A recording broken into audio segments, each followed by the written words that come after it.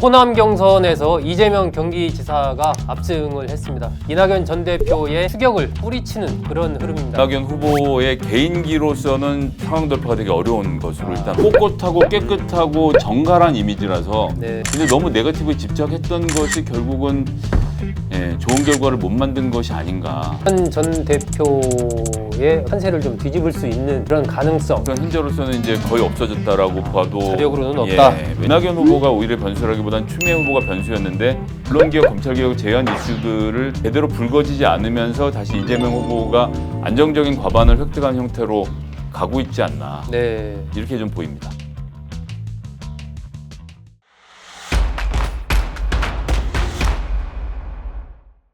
여러분 안녕하십니까. 시사저널TV 시사 끝장입니다. 더불어민주당의 호남 경선에서 이재명 경기지사가 압승을 했습니다. 이 과반을 그대로 유지를 하면서 이낙연 전 대표의 추격을 뿌리치는 그런 흐름입니다. 과연 이 흐름을, 이 여세를 그대로 몰아서 10월 3일 2차 슈퍼위크에서 이른바 결선 투표까지 가지 않고 후보를 정하는 상황까지 갈 수 있을지가 초미의 관심사로 떠오른 그런 상황입니다. 김성애 열린민주당 대변인과 함께 이재명 지사의 이 압승의 배경 그리고 향후에 어떤 리스크 요인 등은 없는지 등을 같이 한번 짚어보도록 하겠습니다. 김 대변인 반갑습니다. 네, 안녕하세요. 자, 이재명 지사가 뭐 그동안에 쭉 계속 이제 이겨오다가 광주 전남에서 이낙연 전 대표가 이겼단 말이에요. 물론 뭐 0.17% 아슬아슬한 표 차이긴 하지만 이겼는데 다시 전북에서 이제 그것을 16%포인트가 넘는 큰 차로 뒤집으면서 전체적으로 광주 전남 경선에서도 여전히 이재명 지사가 이제 과반 이상의 우위를 유지하는 이런 상황이 되면서 이른바 대세론에 힘이 더 실리는 것 아니냐 이런 분석이 나오는데 전체적으로 김 대변인 평가를 좀 해주시죠. 지금 이 지역의 당원이 20만 명이라고 하면서 되게 중요한 역할을 할 것이다라는 언론의 보도가 계속 있었고 제가 시사 끝장에서 말씀드렸습니다만 사실 근데 이건 이렇게 많은 숫자는 아닙니다. 네. 그리고 투표율도 광주 전남 지역에는 40%, 전북 지역은 35%까지 떨어졌어요. 상당히 낮았죠. 네, 지금까지 상대적으로. 투표한 곳 중에서는 가장 낮았고, 근데 네. 다른 지역 권리당원들하고 그렇게 높진 않고 보통 45에서 50 사이는 왔다 갔다 했고, 대구 경북 지역은 이제 57%로 굉장히 높았거든요. 네. 그러니까 이제 민주당의 당원을 한다는 것의 지역별 차이를 보면 대구 경북 지역에서 민주당의 당원이 된다는 건 정말 민주당의 당원이 되고 싶어서 당원이 되는 분들인 거죠. 네, 이른바 진성 열성당원. 그렇죠. 아무래도 그리고 더 개혁적인 생각을 가지신 분들이 많고, 근데 상대적으로 호남 지역은 그것보다는 좀 그러니까 개혁도 있지만 아닌 분들도 많이 섞여 있는 데다가 네. 내년 6월에 지방선거를 치르는데 지방선거에 출마하고 싶은 사람들 많지 않습니까 지금? 예. 이분들이 권리당원 절반이랑 여론조사 절반으로 결국 후보가 내부 경선 통해 선발이 되는데 8월 31일이 권리당원 모집 마감일이었습니다. 아하. 그때까지 들어와 있는 권리당원만 그로부터 6개월 동안 당비를 내야 그래야 내년 경선에 권리당원으로 참여할 수 있게 되거든요. 그러다 보니까 페이퍼 당원들이 대거 지금 들어와 있는 상태인 거죠. 아하. 그래서 여기 16만 명은 다른 지역 당원들하고 숫자가 나 민도에서는 차이가 난다. 네, 네. 이게 전북 지역의 35%가 딱 보여주는 거죠. 딱 3분의 1만 투표를 한 거잖아요. 상당 부분은 페이퍼 당원이다. 뭐 이제 그렇게 돼서 뭔가 동원되고 주변에 아는 사람 아름아름해서 들어와는 있지만 모바일로 막 뭔가를 해서 투표를 하고 이럴 정도로 열성적이지 않은 분들인 거죠. 네. 오히려 그래서 결정권 자체는 1차, 2차, 3차 국민 경선인단이 쥐고 있었던 것이고요. 네, 슈퍼위크라고 불리는. 예. 1차에 65만 명, 2차에 49만 명, 3차는 아직 뭐 모집 중인지 발표가 안 났는데요. 예, 예. 1차에 78%가 투표를 했고요. 굉장히 2차, 높았죠. 예, 2차에도 뭐 이제 해봐야 알겠습니다만 꽤 높은 퍼센티지가 할 겁니다. 네. 사실 호남 지역이 이번엔 키를 안 쥐고 있었다라는 점 하나. 아하. 그다음에 뭐 간단하게 요 말씀만 더 드리면 경기가 16만 명이고 네. 인천이 3만 명에서 19만 명이 수도권에 있고 서울이 14만 명입니다. 예.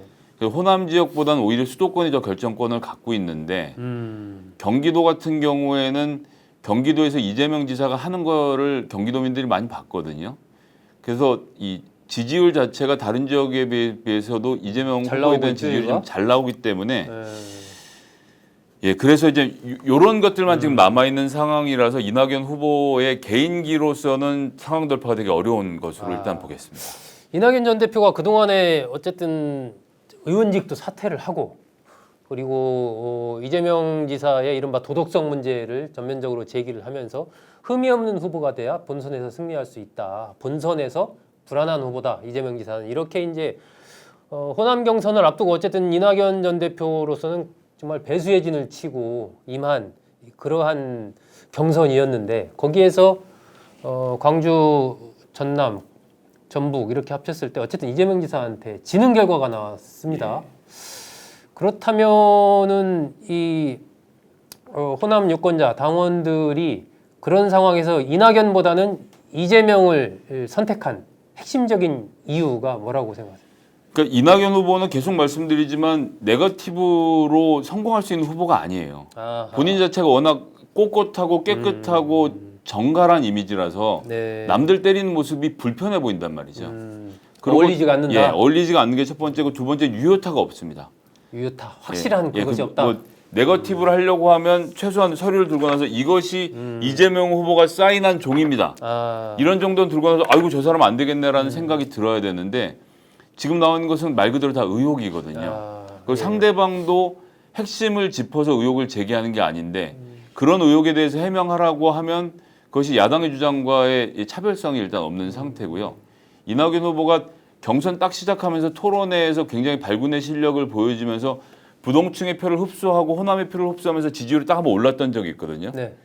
거기에서 더 치고 올라갔어야 됐는데 이재명 후보의 표를 뺏어 올려다 보니까 이재명 후보를 지금 지지하고 있는 사람들이 이낙연 후보로 표로 옮겨갈 가능성이 사실 낮았거든요. 아, 다른 데서 표를 구해왔어야 되는데 타겟팅 자체가 좀 잘못됐다. 그렇죠. 예. 그런데다가 포지티브와 네거티브 두 가지를 다 이낙연 후보가 하고 있는데요.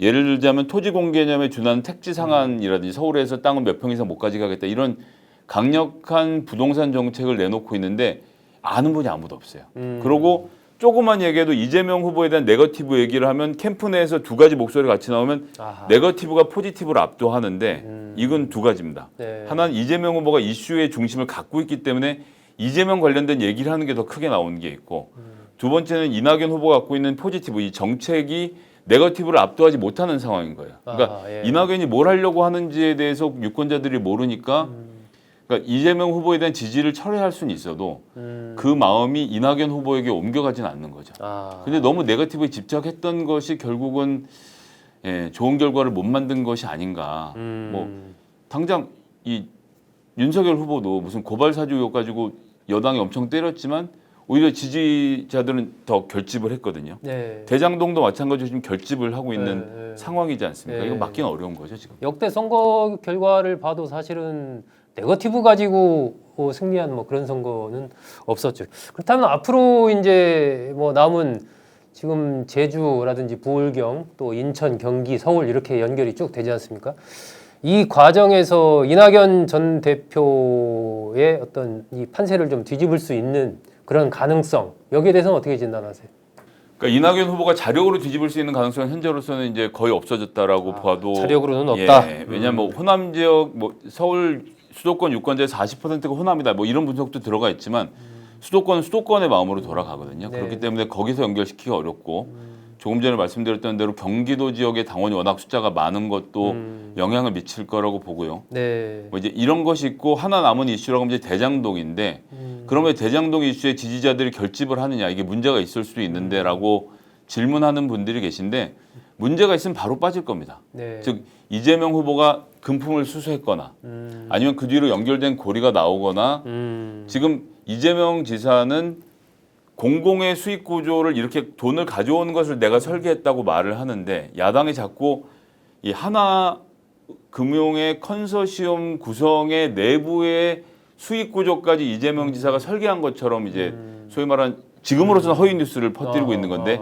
이런 의혹이 있다는 얘기를 하는 거 아닙니까? 근데 유권자들이 그럼에도 불구하고 이재명 지사를 지지하고 있는 건 요즘은 뉴스라는 게 2시간이면 뭐 곽상도 의원 지난 일요일에 나오고 반나절 만에 엄청나게 모든 여론 빠르게 변해요. 뒤집히죠. 예, 네. 그래서 뭘 감출 수 있는 세상이 아니기 때문에 지금까지 나온 걸로는 이재명으로 연결시킬 수 없다라고 유권자들이 판단한 거고 네. 이것에 확실한 링크가 나오면 그건 뭐 마음 돌아서는 거야 뭐 10초면 돌아서는 네. 것이 지금의 현실이니까 그런 것이 나오는 것이 유일한 변수라고 보니까 그렇게 놓고 보면 이낙연 후보 개인이 할 수 있는 것은 없는 상태고 예, 그래서 수사가 빨리 이루어져야 된다라는 것을 이낙연 캠프에서 이야기하고 있는 것도 그런 맥락에서 이해할 수 있지 않을까. 다른 어떤 생각합니다. 뭐 마땅한 카드가 없기 때문에 결국은 수사를 통해서 밝혀야 된다는 원론적인 얘기만을 할 수밖에 없는 상황 아닌가. 예, 저는 지금 이 상황에서 그렇게 보입니다. 이번 주에 10월 3일 날 그 2차 슈퍼위크가 있지 않습니까? 그때 뭐 한 당원들 39만 명 정도 이렇게 좀 투표를 하는 걸로 그렇게 알고 있는데, 그러면은 지금 보면은 다 이제 남은 뭐 인천, 부울경, 서울 등등등 해서 합쳤을 때 121만 표 정도 이렇게 남아 있다, 이렇게 좀 보도가 됐던데, 그러면 10월 3일 날 2차 슈퍼위크 때 예를 들면 이재명 지사가 과반 이상을 계속 가져가면서 사실상 승부가 끝나는 그런 쪽으로 갈 수 있을까요? 아니면 이것이 그 이후 뭐 경기 서울까지 연결될까요? 지금 이제 사실은 제가 보는 변수는, 그러니까 이재명 후보의 표를 누가 빼올 수 있느냐인데, 지금 현재 구도에서는 추미애 후보가 유일했거든요. 네. 실제로 많이 빼왔습니다. 대구 같은 데 빼와서 이제 이재명 후보의 과반을 흔드는 것은 추미애 후보였죠. 그러니까 개혁적인 성향의 지지자들이 이재명 후보로 가 있다가 네. 이재명 과반 잘 되네. 네. 그러면 그럼 나는 나눠줘야지. 검찰개혁, 언론개혁 얘기하는 추미애 후보에게 힘을 실어줌으로써 추미애 후보가 당선되는 것은 아니지만 우리에게 이런 여론이 있다는 것을 추미애 후보를 통해서 보여주려고 했던 유권자들이 지금 이제 호남 지역에서의 결과를 놓고 보면 이재명 후보의 과반이 불안해지니까 다시 옮겨간 상태로 저는 보거든요. 예. 이 흐름이 이대로 유지된다면, 즉 추미애 후보가, 그리고 언론개혁, 검찰개혁 이외에 추미애의 색깔을 또 보여줘야 됩니다. 그걸 가지고 만들 수 있는 편 다 만든 건데 그거 다음에 어젠다를 치고 나오지 못하니까 글로 쏠렸던 표가 다시 이재명 후보에게 돌아가면서 과반을 유지하고 있는 상태가 그대로 유지되고 있어서 전 이낙연 후보가 오히려 변수라기보다는 추미애 후보가 변수였는데, 광주 전남 지역에서 낮게 나온 것, 그리고 두 번째는 추미애 후보 자체가 본인의 이슈, 언론개혁, 검찰개혁 제한 이슈들을 지대개혁 등 할 얘기가 많이 있는데 이 이야기들이 제대로 불거지지 않으면서 다시 이재명 후보가 안정적인 과반을 획득한 형태로 가고 있지 않나. 네. 이렇게 좀 보입니다. 이낙연 전 대표 얼마 전에 그 한 방송사에서 인터뷰하면서 그 질문이 있었잖아요. 계속 중간에 혹시 사퇴할 가능성 이런 부분에 대해서 물어보니까 약간 발끈하는 그런 저기를 보였는데, 김 대변인께서는 이낙연 전 대표가 끝까지 완주할 것으로 보십니까? 아니면 그럼요. 예. 뭐 무조건 완주를 하고 지금 이거 해보니까 안 되겠습니다라고 던지고 나가면 지금까지 이낙연 후보를 지지했던 분들의 마음이 더 상처를 받겠죠. 그러니까 지더라도 끝까지 승부를 벌이고 원팀으로 잘 마무리 짓고 악수를 하고 끝내는 그림, 이런 그림들을 지금 민주당의 유권자들이 원하고 있거든요. 이 그림을 저버릴 수 없다는 것이 첫 번째고요. 네. 그리고 정치는 어쨌거나 승부 아닙니까? 승부. 네. 끝까지 가고 수도권에도 지금 엄청나게 많은 표가 남아 있기 때문에 뭐 현실적으로 어렵긴 하지만 완전히 불가능한 상태는 아니기 때문에 끝까지 승부를 하는 모습을 보여주는 것. 이낙연이란 정치인이 앞으로 저는 이제 남아있는 길에서 이낙연이라는 정치인을 계속 살려가는 길은 당연히 끝까지 뛰는 거라고 봅니다.